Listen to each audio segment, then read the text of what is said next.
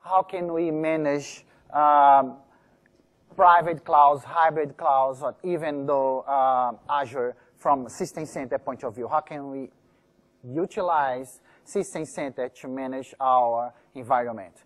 Can I just start asking here? I did ask that yesterday. The answer wasn't good for me. How many of you already deployed or has Hyper-V deployed? 1, 2, oh, that's a better number. VMware? Oh, God. So can I just ask, when you say VMware, is that a mix of VMware and Hyper-V, or is just full VMware? Because I'm really interested, so a lot of people from VMware come here. That is actually very good. It's a mix. No. Good. That's going to be interesting. So how many of you also deployed System Center? Great. Okay, so, no? Just to talk, show a little bit about who am I. So I am a practice manager for Insight. I'm also a Microsoft MVP for virtualization.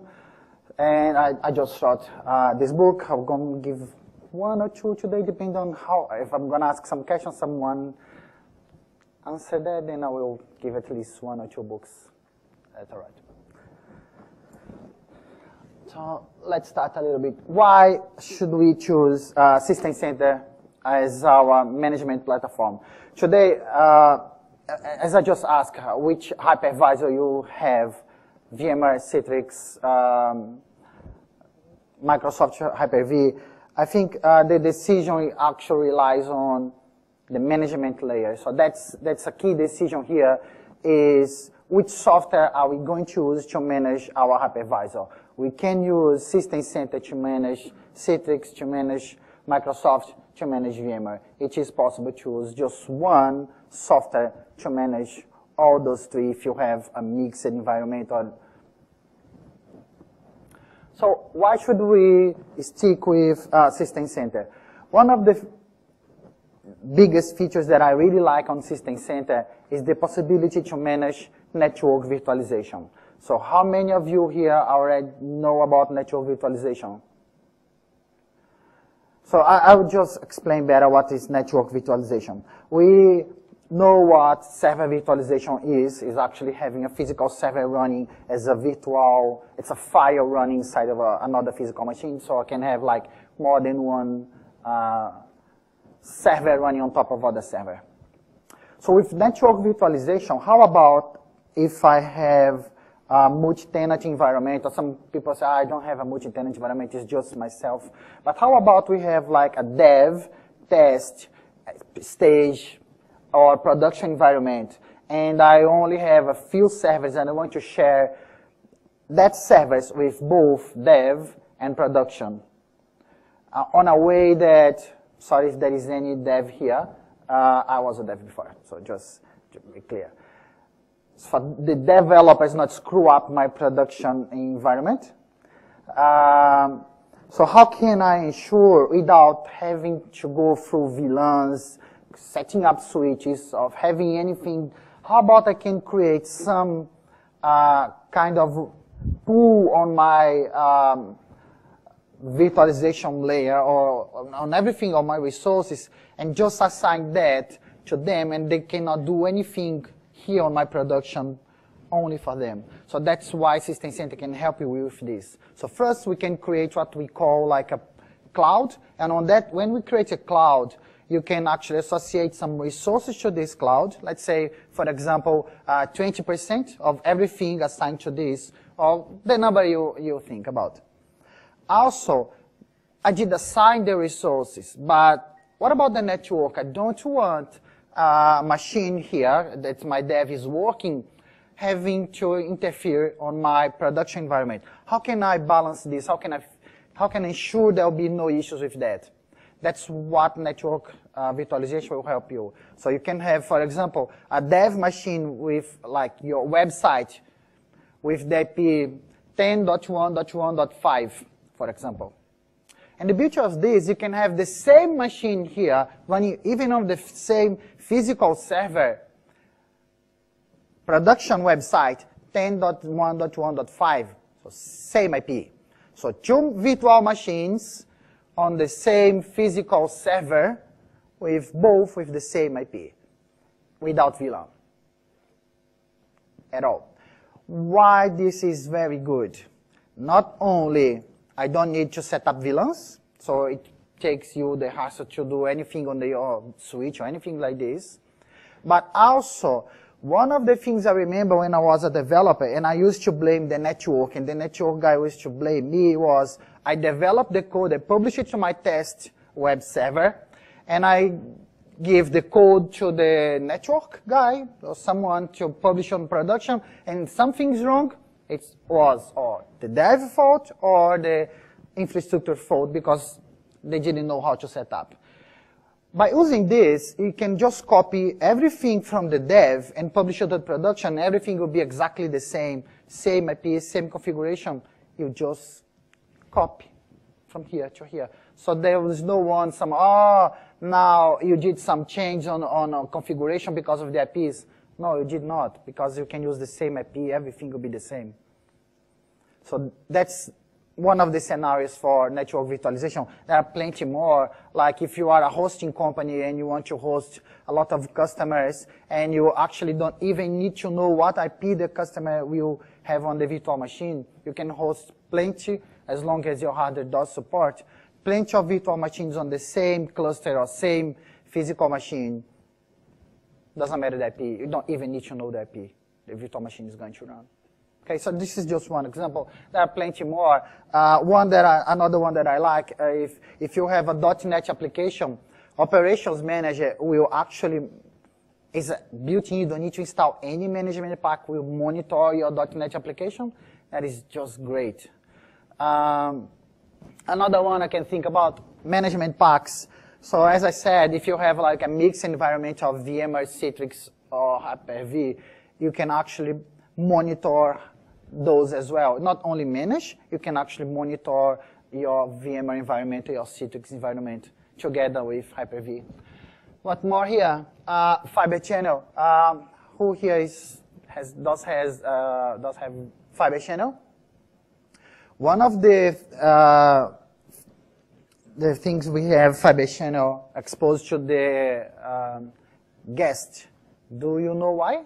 Someone here does have that application, like SQL cluster. SQL Server on a cluster. When we have SQL Server on a cluster, we probably need guest clustering. Guest clustering means that somehow, because SQL is not running on the parent partition, the physical machine is running on a guest, I need to share virtual hard disk or some of the storage with SQL. So that one of the ways to do this is to have, for example, we can use fiber channel exposed to the guest operation system. So this is new on Windows 2012, but System Center 2012 couldn't manage this. You had to use Hyper-V Manager. Now it is supported on System Center 2012 R2.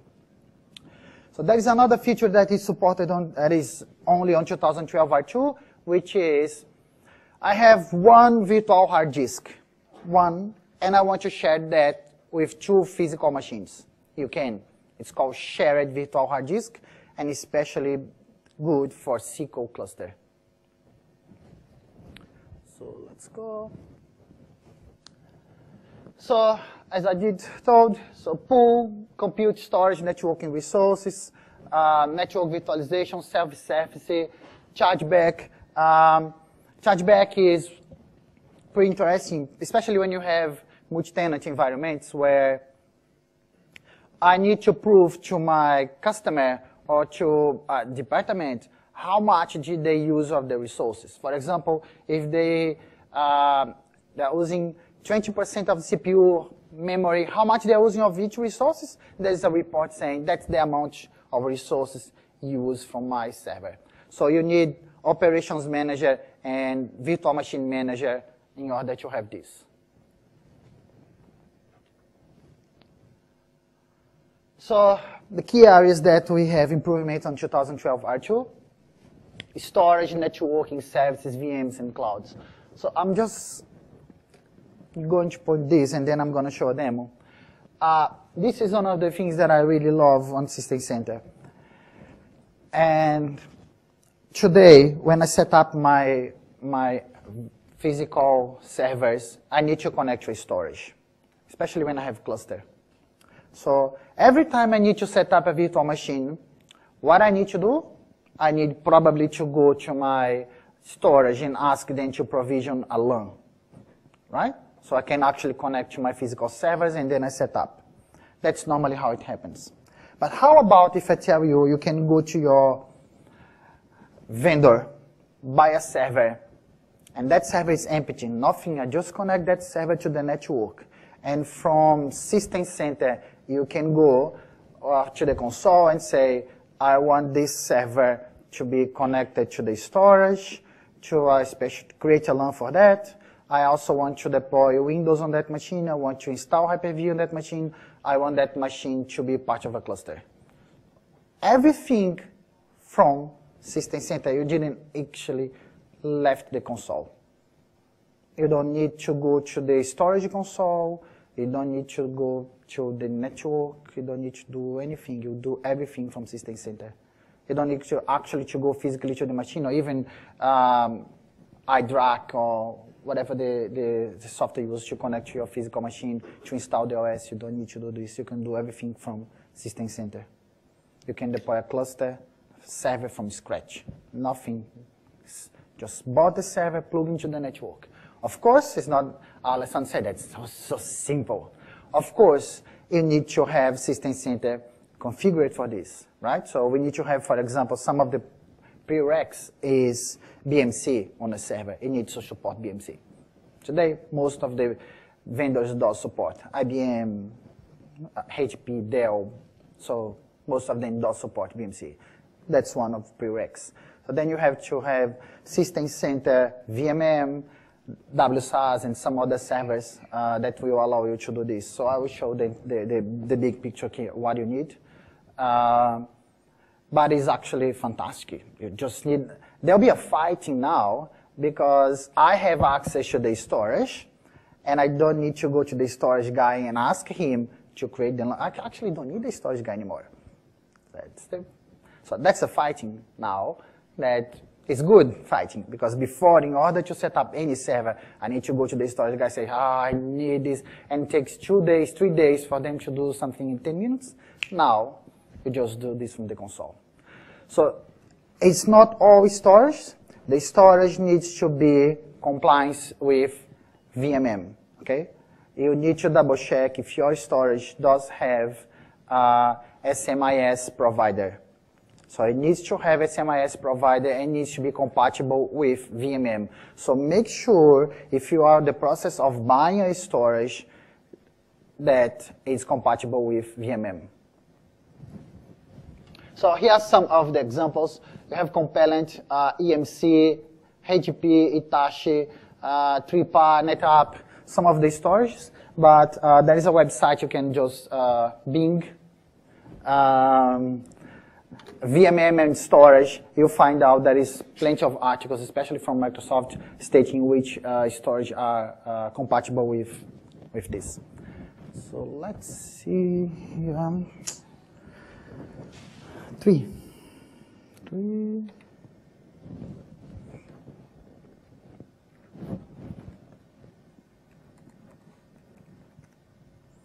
Okay, so this is my VMM. So I have here 3 machines. I brought 3 machines, switch.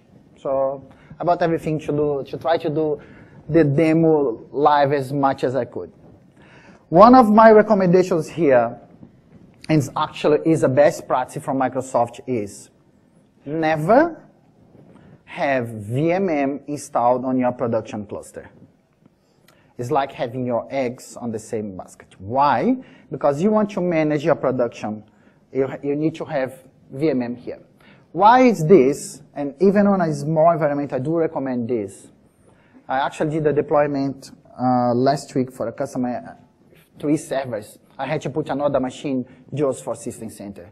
Why I did this? Because I want the customer, next time he buy a machine from System Center, he can set up everything. I will show you exactly why when I start showing the network. Because I need to set up the server, if I am running on that server, I can't set up.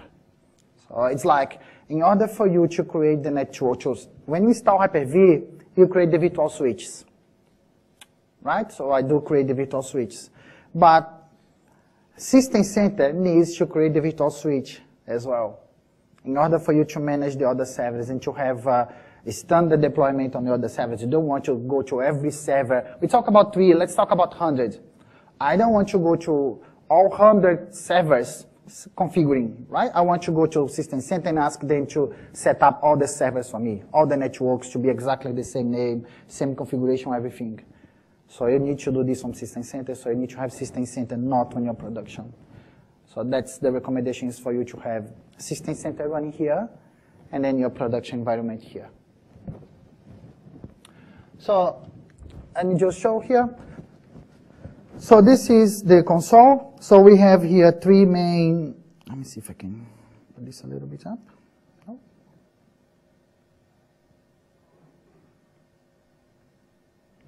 We have VMM services, fabric, library, jobs, and settings. That's the main things.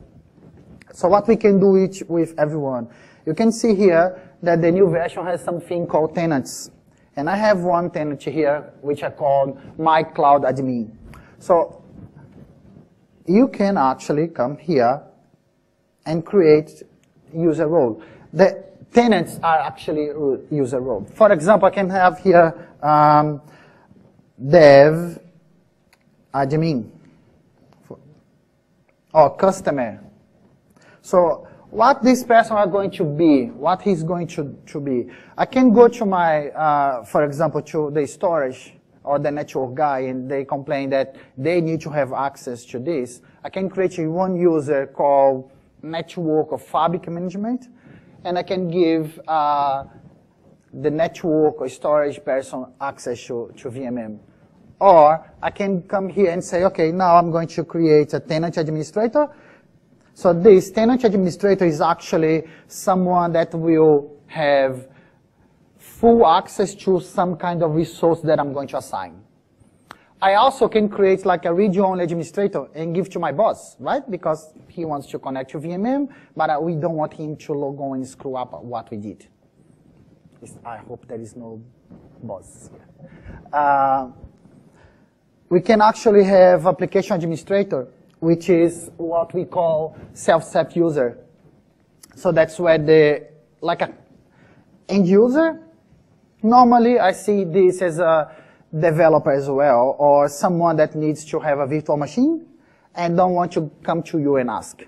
So they can actually log on and deploy and create a virtual machine. But he will only create virtual machines based on templates or resources that we as administrator did allow him to do before. Example, I can say, when I create this user, I can say, okay, I'm gonna give for this user 5 points. And I'm gonna create a template in, for example, Windows 2012 with nothing, I give 1 point. I'm gonna create a SQL Server, and I'm gonna give to SQL Server 2 points. Which means this user, when he log on, he can create, for example, or 5 web servers, or 3 web servers and 1 SQL. So, something like this. Oops. So when I create the tenant administrator, it's going to ask me who is the members of this group. Let's see if I have.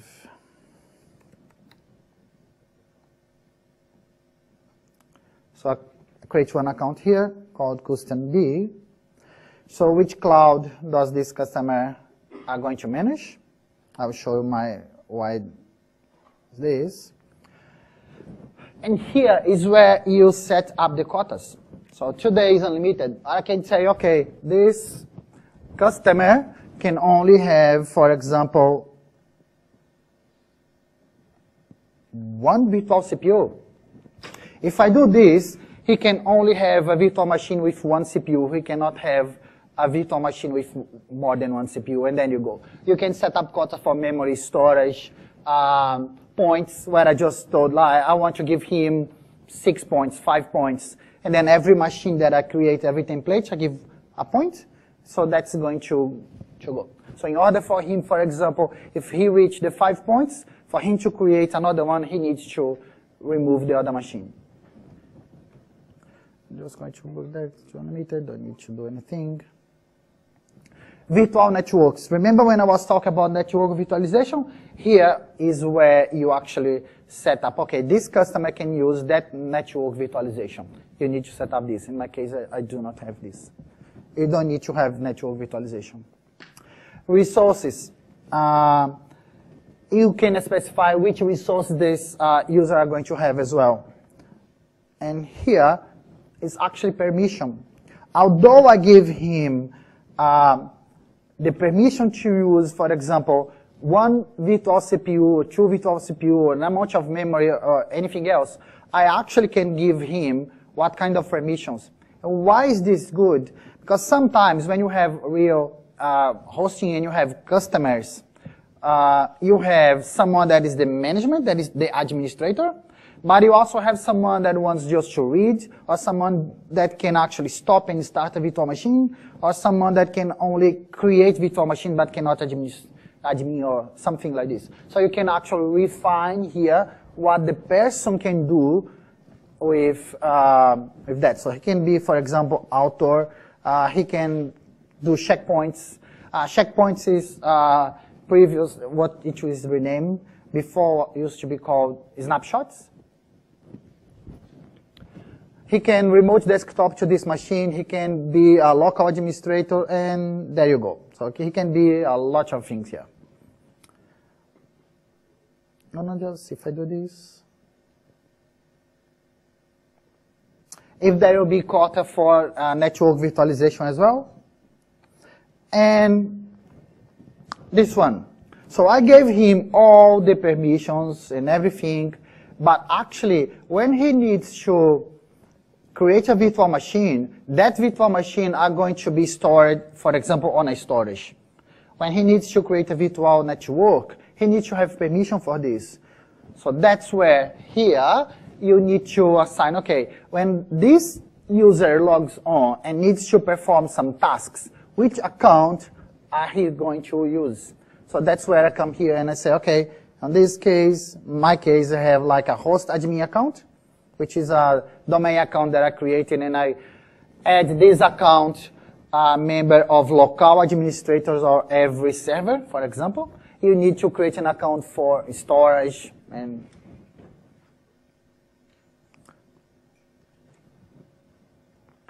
so I create another one.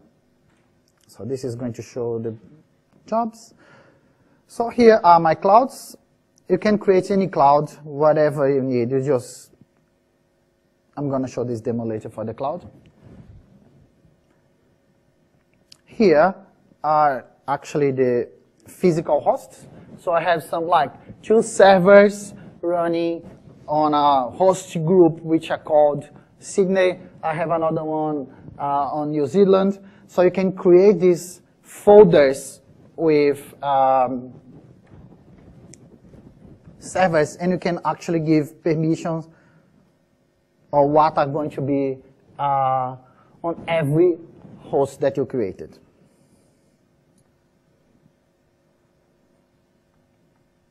Let me just go back to this. No.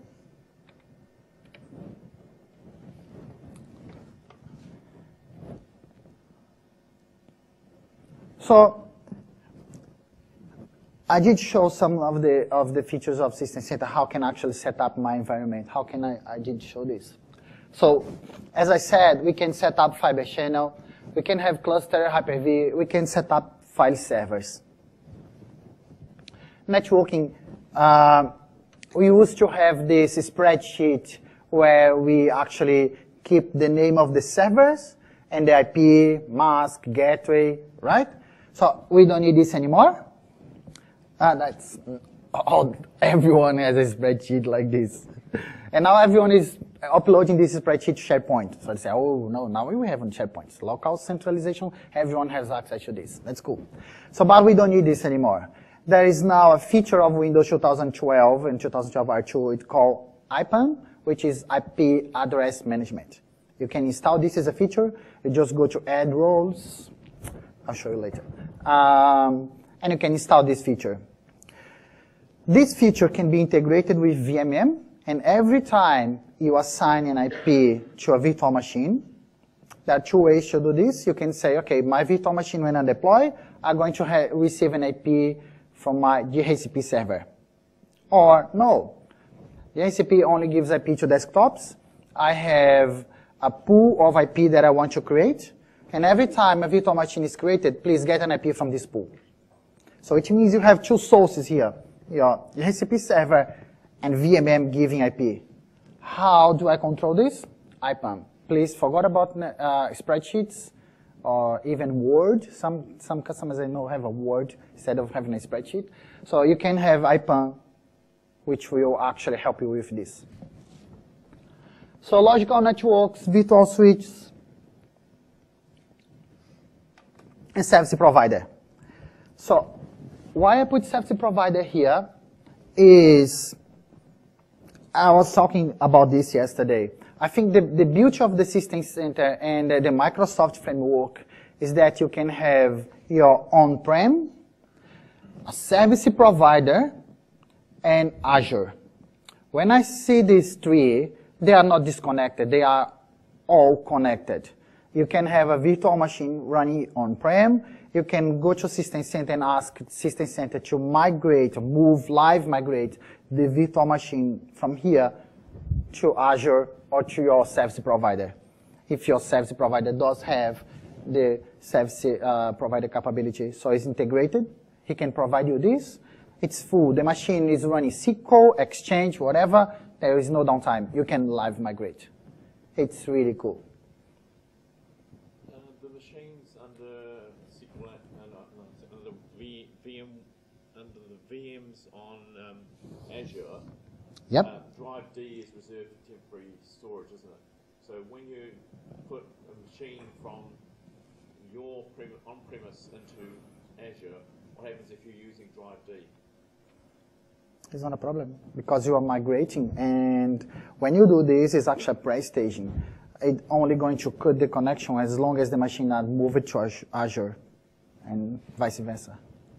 There is no problem with the drive. I can show you later if you want.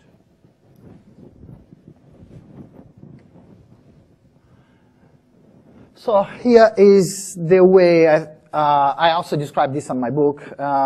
And if you're going to find on Microsoft TechNet and MSDN, you find a lot of articles explaining the same thing. So that's why how I see on rack 1, we have the management server. Then it's running operations manager, SPF, VMM, any other System Center component. Then we have the network virtualization and the tenant VMs, and my storage. So here, on rack 2, that's where or 4, 3, whatever the numbers, is where I have actually my production environment. Here, as you can see, will be by cluster. This one, of course, depends on if you want a high availability or not for System Center. I strongly recommend you to have System Center as well on its own cluster. So the ideal environment is where you have a cluster for your management layer, 2 servers at minimum, and another cluster for your production. Not connected. I mean, not the same cluster. Okay?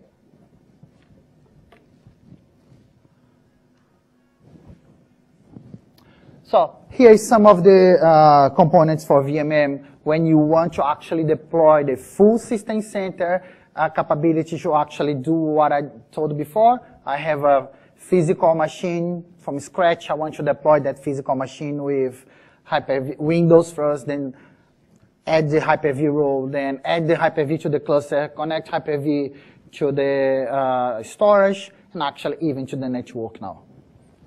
So, as you can see here, I have Hyper-V servers, Citrix servers, and VMware. So, and I have VMM on the top. It's high available VMM, so like 2 VMs, for example, running on a cluster. I can manage Hyper-V, Citrix, and VMware from System Center. I have a WSAS server and a WGS server. WSAS is to update my servers. WGS is actually to deploy the image, is to deploy the OS. I have a SQL server, a library server, which is going to contain my templates, my ISOs, and everything like this. And App Controller. App Controller is actually the portal where I can, for example, migrate a virtual machine from on-prem to Azure or to my service provider. Why would you use config manager instead of WSAS? Yeah, it's another scenario. When you have configuration manager, you can integrate configuration manager with VMM. You can do this. Yeah. Cool. Great. So you have a better solution. Any question here? Good. Everyone knows that.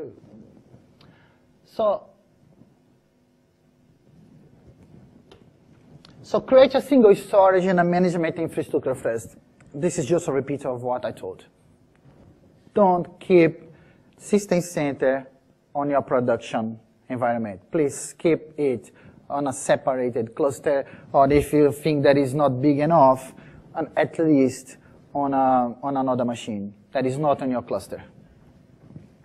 So with VMMs and service templates, I'm going to show you one thing that I really love about System Center. So I had this customer last year, and he is shop. By November to January, he set up a lot of machines, web servers, because he sells a lot during Christmas time. But after that, he turned off and down. The issue is, one, there is a lot of physical machines sitting there, doing nothing for 7 to 8 months. Second issue, he do update the code between January, October, and then he needs to run some kind of scripts to upload and update all the servers and make sure that every single is the same. So the solution was to get rid of those, have a VMM cluster, and create what we call service template. When I do create a service template, I'm going to create here. When you ask me, okay, you want to create a service template from an existing one or from a new one? I'm going to create from a new one. So let me just create a name here. My web shop, whatever the name.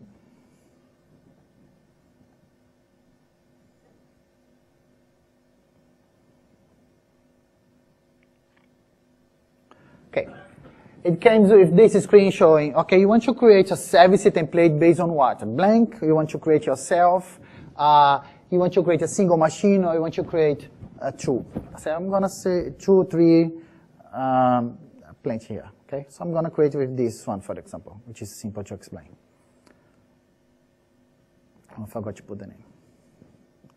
So now, as my son told me, I can play. My son thinks that I spend the whole day playing because it's so easy, and he sees me playing this. I can do this.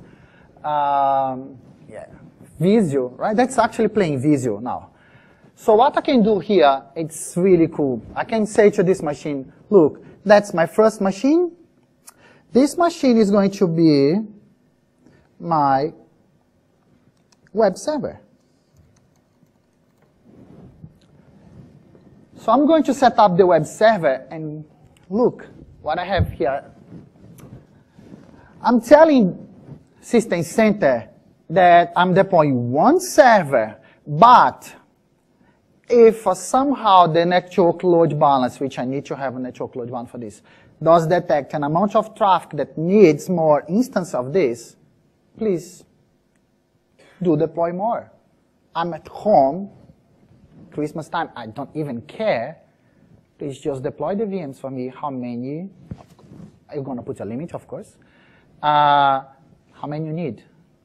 So I don't actually need to pre-stage anything. I don't need to have between January and November updating my codes. By October, I need to power on lots of machines. I just do this. Just create one. It's just consuming, during this 8 months, one single virtual machine. It's not consuming anything else. Or maybe more, depends on the traffic during the year. I'm not saying just one will be enough. And then if there is traffic coming, please just deploy more. And you don't actually need to update any code because it's going to use the same code. What control have you got over when to deploy that second machine or third machine? That's operations manager and network load balance will detect the traffic coming and will detect that. Orchestrator as well. Do you set triggers once this threshold has been exceeded for this length of time?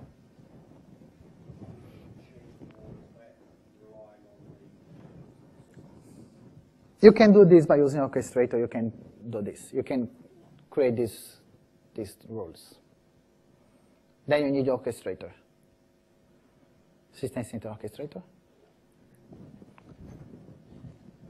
Okay, so this is one. I can come here. I can go and say, okay, let's add an application here.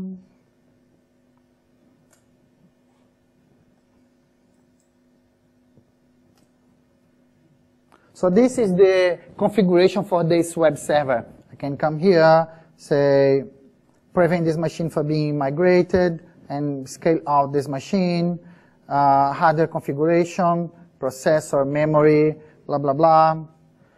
OS configuration, what I'm going to install on this machine, which OS.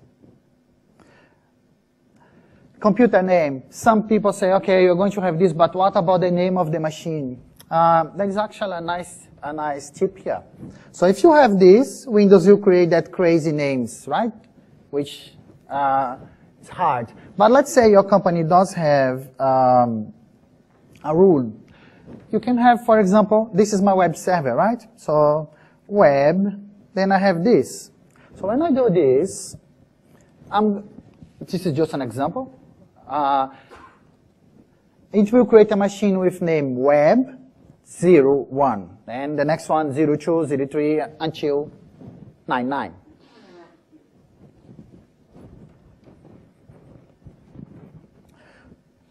That's product key and roles. So I can come here and say, okay, for this machine, please do install somewhere is web server.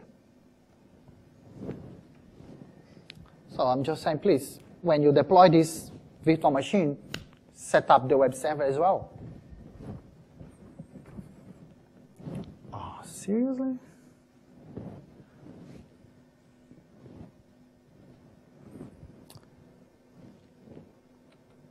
I have no idea.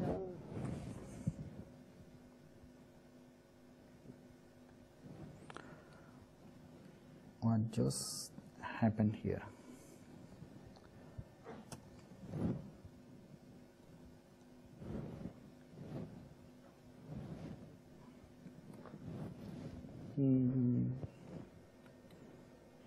Something is blinking here. Oh, no idea. Oops, I think I know. The cable just fell out. Sorry. My fault. Cool. Sorry. So you can actually set up features if you need. Of course, you need to join the machine to the domain as well, right? You need to say here, please join the machine to the domain. That's the credentials to add the machine to the domain. And if you need any script, anything else that needs to be done apart from setting up the web server and doing the things maybe we need, you can actually upload the script and insert files. So this is to set up my web server. On the other machine, I can come here. I'm just going to do on this one. And you can say, oh, this machine is a SQL server. And you can just add a SQL server. Come on. and you can put the name of SQL, product ID, instance, configuration.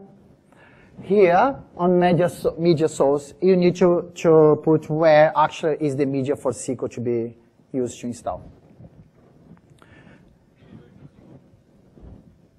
Yeah, that is one, yes.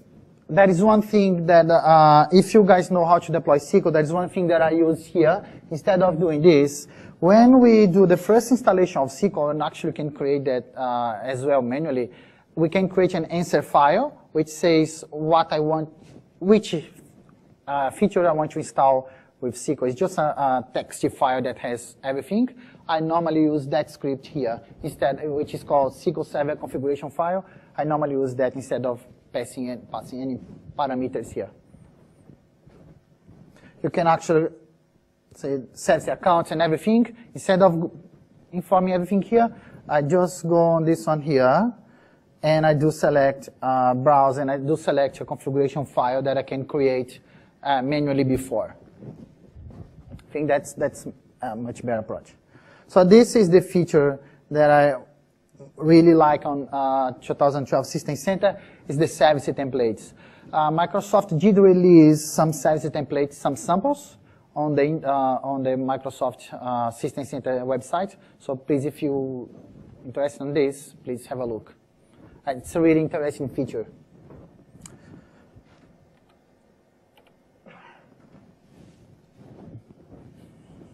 Oh, I got confused.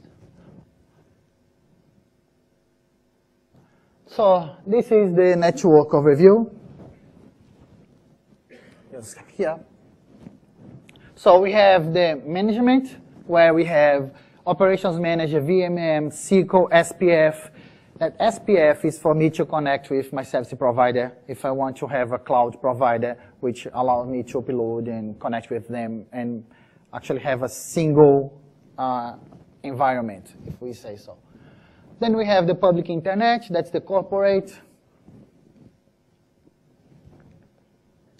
That's my tenant. See, I can have customers or dev, test, production. Or another one that I did for a school. This could be, for example, students and staff having this running on the same environment, and that they can actually have, that would be funny because one day we found this student trying to access the teacher, and the teacher computer was with the same IP of his iPad. And it's possible because you can have this with this. And you have the Azure Pack, which is actually managing everything from a portal like Azure. Isolation, which is the network, how it works. So storage. I did talk here about connecting to storage like Dell, NetApp, HP. But how about to reduce costs if I do not have expensive storage? How about if I tell you that you can have performance and reliability, resiliency, anything you can think about storage without a storage, without having a branded storage. So one of the solutions that I am working with, it's called RDMA and connection to JBOD and storage spaces. So how that works? I think there was a session here actually talking about this.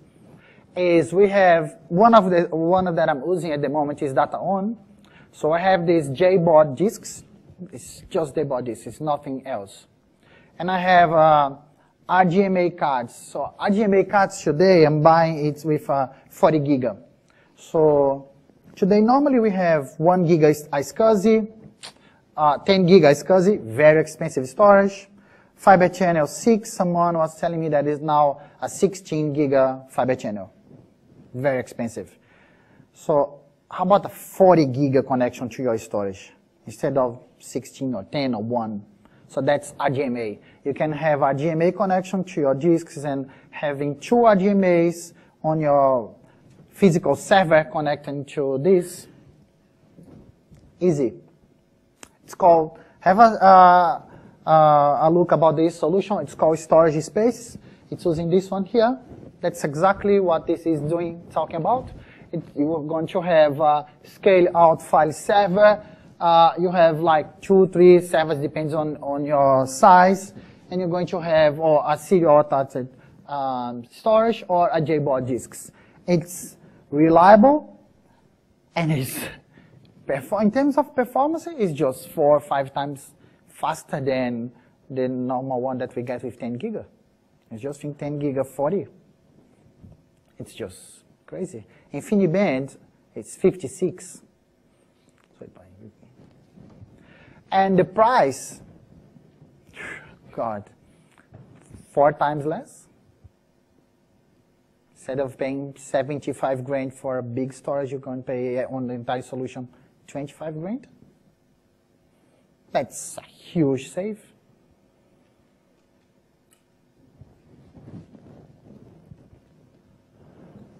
So we have storage space. Please do look after this. This is a big thing on Windows 2012 R2 and System Center. It's exactly like this. You have a physical storage, and you expose those to storage spaces. There is no RAID. It's RAID 1, RAID 2, RAID 5. No, it's storage spaces. It's another solution. So that's fiber channel switch. We're exposing this now to the guest VM. I did already show the VM console. Good. So, and again, reduction provision time for VM. I did talk about this on my last presentation, my last session yesterday. It's OGX. OGX, you need to have support from your storage vendor. So this, it can speed the deployment of a server or a VM machine, or even migrating from one storage to another. Okay? You really need support from your storage in order to have this. You need to have OGX. Guest clustering and shared virtual hard disks. Just one thing about this. Most of the time here I'm talking about virtual hard disk, so VHD. Microsoft did change the format, did improve the format from VHD to VHDX, which is the new format. So then the format of VHD goes up to 2 terabytes. The VHDX goes to 64 terabytes. There is no precedent. There is no competition on this. Sorry, VMware, it only goes to 4. We go to 64. That is huge. We did this, Microsoft did this, because some of the customers were complaining, okay, we have a SQL server, and we have Exchange, and we need more than this. And they were going to, instead of having a virtual hard disk, they were actually going directly to the storage, having a VM connected to the storage, which is called pass-through.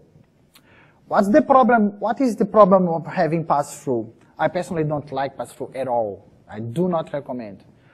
When we do have pass-through, we actually lose one of the 2 things. One, backup. I cannot back up the virtual hard disk anymore because there is no virtual hard disk. You're connecting the virtual machine directly to your storage. You need to back up on your storage. You do not have the ability to take snapshots of virtual hard disk, or you do not have the virtual hard disk anymore. That's one thing. And as well, to replicate, to actually move the VMs or do a replica and things like this, you lose all of this. So please try to avoid as much as you can pass-through. There is no, I can't see a scenario today for a pass-through. Someone in the past said, it's because of performance. Sorry, 3-4%? I don't think that's enough to say, okay, let's go pass through because of 3 or 4% maximum that I'm going to get instead of a fixed disk. Another thing is, we used to have this, fixed disks or dynamic. I would tell you the difference maybe 10%, but why I do recommend fixed disk is not because of the performance, it's because sometimes we create a virtual LAN on the storage with 2 terabytes, for example. And we create a virtual machine dynamically, 40 giga. And the size is not going to be 40 because it's dynamic expanded. So then we create 200 virtual machines with the same size. And we just don't realize that at one day, all those 200 will have 40 giga. 40 multiplied by 200 is more than 2 terabytes. So that's when the issue comes. So if you do monitor proactive your storage, I don't see an issue. But because I know that most of us don't do this, so please have fixed disks because, not because of performance. 10% in some cases depends on your storage. It's not even bother. Web server, even Exchange today, if we look at the way the Exchange is working, it's so great. Exchange, you used to rely on disks before. The recommendation before, I remember 2003, was if you do not have a SAS disks, you are in trouble. Now, at home I have an external USB connected to my Hyper-V server running my Exchange. I have no issues at all. I would never imagine running this. I'm not saying for you, please. Don't take this for granted. Don't do this. It's not recommended. It's just, in my case, it's just a lab. But it works good. So you can have Exchange today running on a SATA disk without issues. So 10%, 5%, that's not about performance. I use fixed disk because I think that if I create today a machine with 40 giga, 100 giga, 200 giga, will be that size. If I need to increase, then I need to look at my storage. If there is space, I can just add and increase. You can increase this. You can actually do this when the machine is running. You can increase, which is good. So that's some of the things that I do. So you can have the shared virtual hard disks. You can expose the virtual hard disk, and then you can create your SQL cluster with virtual hard disk today. Let me just show this cloud thing here.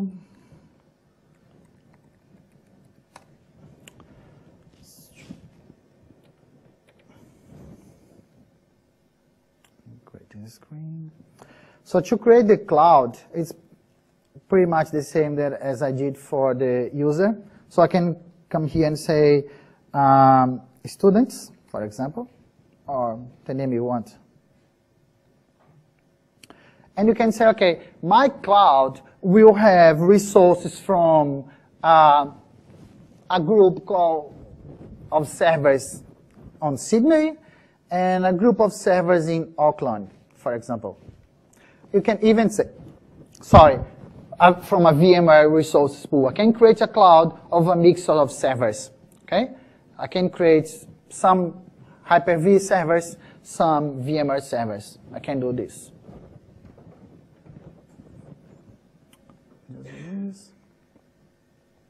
So this is, we're going to say, okay, that's my cloud. My cloud are going to use a particular network. For example, this one. No, let's put my lab network. And if there is a load balancer or not. Okay. If you want to have the service template working the way I just told you, you need a network load balance. You can use the Microsoft network load balance, or you can use, for example, Citrix or F5 or Camp, a network load balancer that has VMM connectivity. So you need to have this so you can actually manage your network load balance as well from VMM.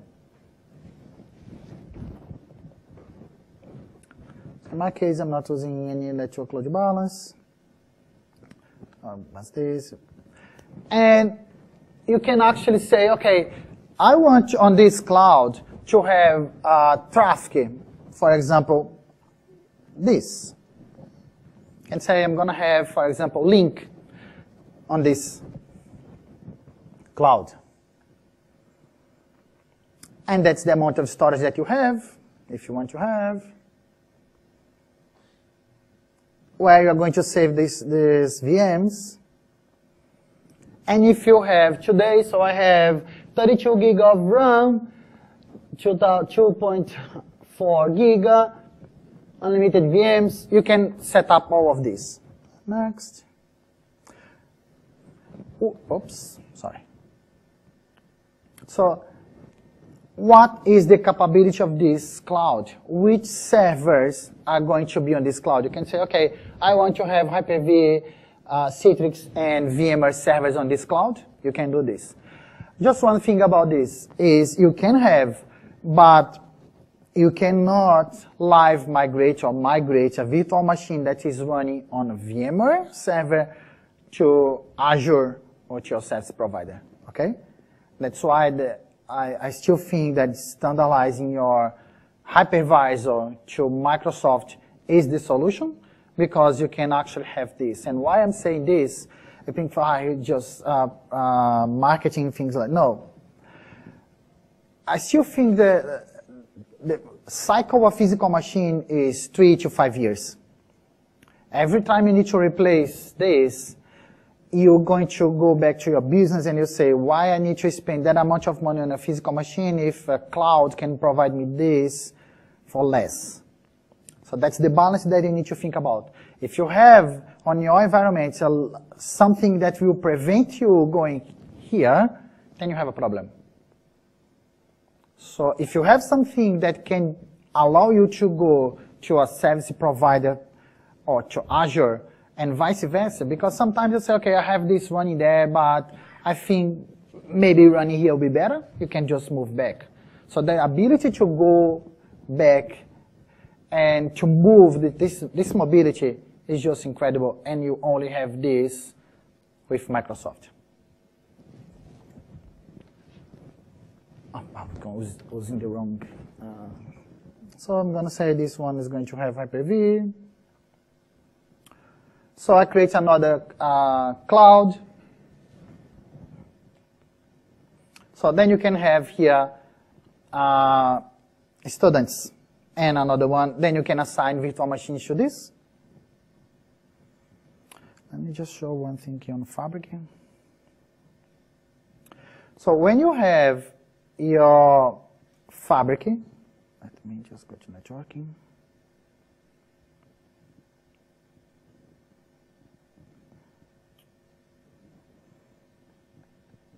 Come on, mouse.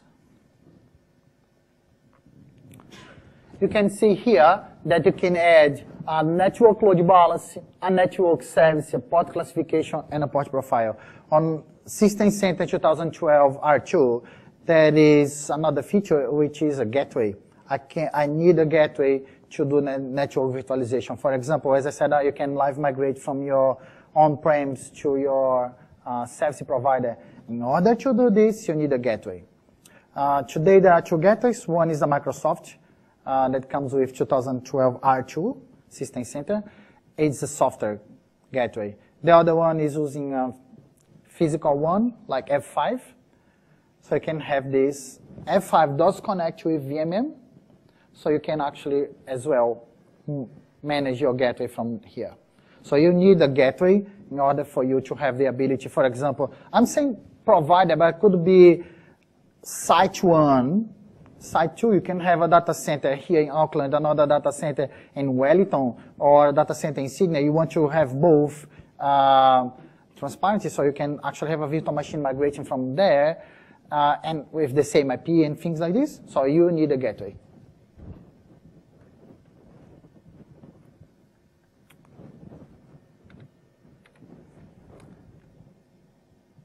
Oops.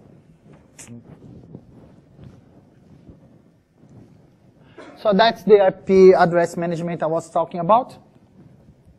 You have an IP pool. You can assign the IP pools to a virtual machine, or you can have the virtual machine getting IPs from a DHCP server. No. Managing compliance. I'll show this later today. There is, I think, 11:55. There is, I'm going to show more about monitoring with Operations Manager. I think that would be better to show this one. There is where I can actually monitor my entire environment and find out if there is any issue or not. And from VMM, I can actually understand if any of my machines are not compliant with updates. It will show this machine does not comply. It needs the update X, Y, and Z. For this, I need to connect out with WSAS or with Configuration Manager, and Configuration Manager will be connected to WSAS. So either way, you need to have WSAS connectivity. Actually, let me show here.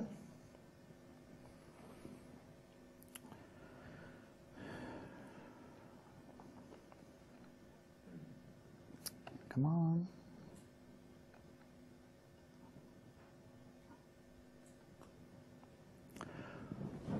Oh. So on this screen here, when you go to settings and you see System Center settings, this screen is very important. This is where you actually connect VMM to Operations Manager. So you need to set up this. So you need to install some management packs and things like this, and this will show, for example, what's happening, what's not, if there is any warning. So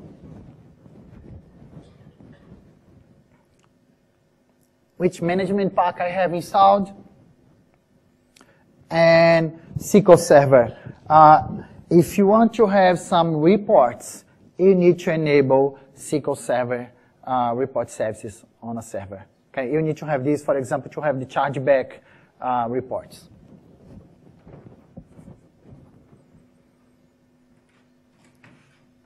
Just to finalize, I did not forget about the book. I'm just going to ask some. That's the network virtualization. So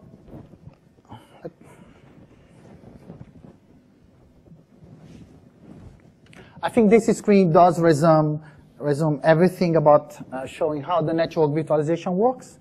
We have two physical hosts here. I have a customer, Fabricant, customer A, and I have another customer. I have my DNS, SQL, and domain controller running on the customer, but I have some servers running here, and another server running there. See, there is two physical servers, in this case just an example with two, but different customers running on that. And there is no way that this machine will see this. There is no VLAN. That machine cannot ping, cannot have access to that one. No VLAN.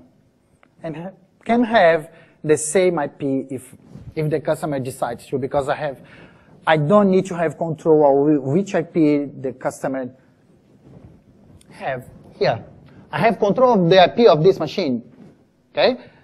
Network virtualization is about managing IP on the virtual environment, not on the physical. Please do not have the same IP on the physical, because then you're going to screw up all your network.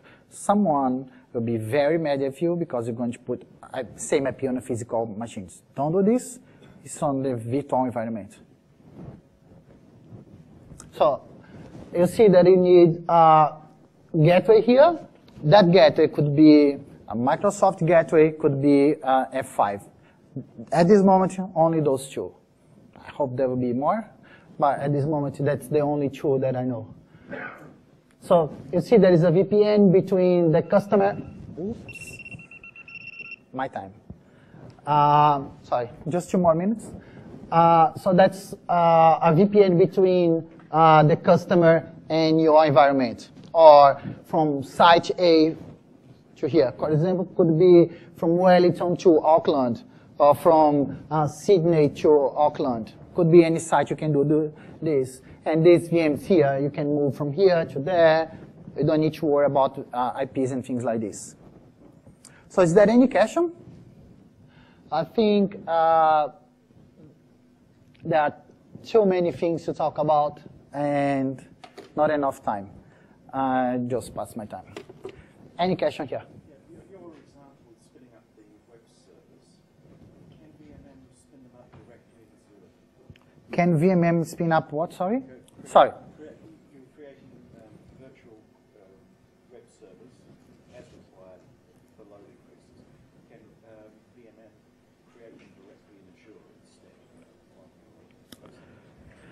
Please, those leaving, don't forget to fill up the evaluation. It's really important. Can VMM? No. VMM, he just asked if VMM can deploy directly to Azure. You need app controller to do this. The way you're asking for, it's on-prem. You can have services template on Azure, but you need an app controller or Azure Service Pack for this, which is another. It's a web portal that you can have it on your on-prem, so you can do this. Actually, I forgot to show this.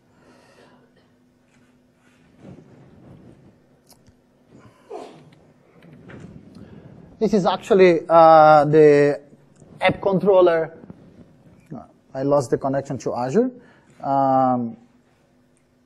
It's a website, so you can actually connect. You can see the virtual machine that's which virtual machine are running on-prem or in Azure, and you can actually move between those. But yeah, that service, that feature, it's a VMM. Yes. On the scale out of your website,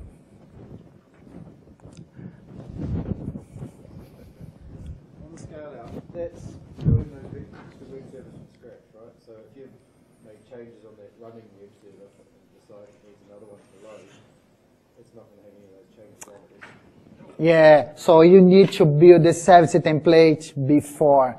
Yeah, that's something that I have been asking as well. So if I have my solution running, how can I import that solution? No, sorry, so you need to deploy first. You need to make sure you create the solution first. Maybe someone will write some kind of script or something.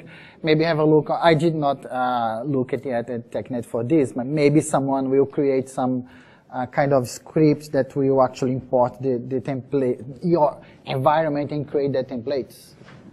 You swap over to another set of web servers. So you have one set that you've got currently in production, another one that you've got a template for you building out, then swap the DNS name across to the other set to bring that lot online. Didn't get your question, sorry. Can I swap? So you've got a template, you build up all these web servers. Okay. That's in use. You've got a DNS name that points to them, so it comes in through load balancer. Okay, yes.